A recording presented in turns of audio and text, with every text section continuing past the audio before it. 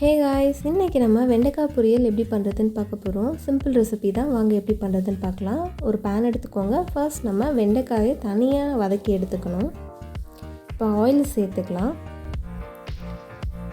வெண்டைக்காய் இந்த மாதிரி கட் பண்ணி வச்சுருக்கேன். ரொம்ப தின்னாக்கிடாதீங்க, ஒரு 1/4 இன்ச் அந்த சைஸில் இருந்தால் போதும். வெண்டைக்காய் நல்லா அப்பப்போ மிக்ஸ் பண்ணிவிட்டு வதக்கிக்கோங்க. கண்டினியூஸாக நீங்கள் மிக்ஸ் பண்ணணும்னு அவசியம் இல்லை. அதில் இருக்கிற பிசுபிசுப்பு நீங்கள் மிக்ஸ் பண்ண நிறைய வந்துக்கிட்டே இருக்கும். ஸோ அதை கொஞ்ச நேரம் அப்படியே விட்டுட்டு அதுக்கப்புறம் மிக்ஸ் பண்ணுங்கள். மறுபடியும் அப்படியே விட்டுருங்க. அந்த மாதிரி வதக்கி எடுத்துக்கோங்க. இப்போ அது எல்லா பிசுபிசுப்புலாம் நல்லா போயிடுச்சு. இப்போ நம்ம வேறு ஒரு பவுலுக்கு ட்ரான்ஸ்ஃபர் பண்ணிடலாம். அதே பேனில் கொஞ்சமாக ஆயில் சேர்த்துக்கோங்க. ஹீட்டானதும் கடுகு சேர்த்துக்கோங்க. கடுகு பொரிஞ்ச உடனே உளுத்தம் பருப்பு சேர்த்துக்கோங்க. உளுத்தம் பருப்பு கோல்டன் ப்ரௌன் கலர் வர வரைக்கும் நம்ம ஃப்ரை பண்ணிக்கலாம். இப்போ நம்ம ஆனியன் சேர்த்துக்கலாம். குட்டியாக கட் பண்ணி வச்சுருக்கிற ஆனியன் சேர்த்துட்டு வதக்கிக்கோங்க. கூடவே கொஞ்சமாக கருவேப்பிலை சேர்த்துட்டு வதக்கிக்கோங்க.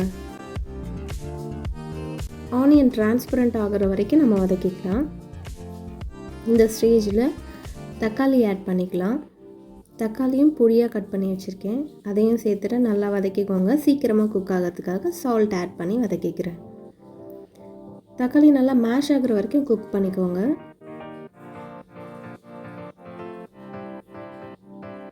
ஓகே, இப்போ நல்லா மேஷ் ஆகிடுச்சு. இந்த ஸ்டேஜில் நம்ம ஸ்பைசஸ் ஆட் பண்ணிக்கலாம்.